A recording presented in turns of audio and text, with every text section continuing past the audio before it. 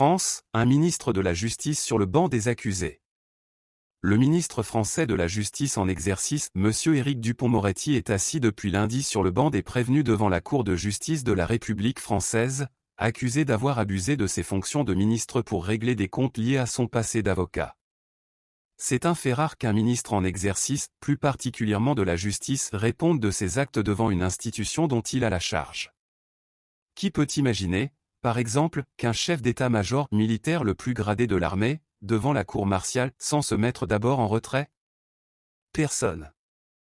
Manifestement, pour la justice, c'est faisable.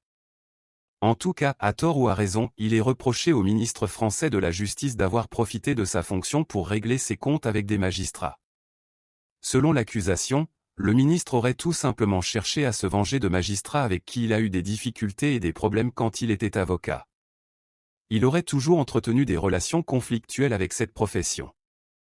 À peine nommé, en juillet 2020, le garde des Sceaux lance des enquêtes administratives contre un juge d'instruction anciennement en poste à Monaco, puis contre 3 magistrats du parquet national financier. À chaque fois, le ministre de la Justice reçoit plusieurs mises en garde sur de possibles conflits d'intérêts. Des avertissements qu'il choisit d'ignorer. Pas convaincu, les juges d'instruction de la Cour de justice de la République rappellent que le ministre était un avocat pénaliste, pas un amateur. Et soulignent qu'il aurait suffi qu'il demande à être écarté de ses dossiers en les confiant à Matignon. Ce que le ministre finira par faire fin octobre 2020. En cas de condamnation, il devra démissionner.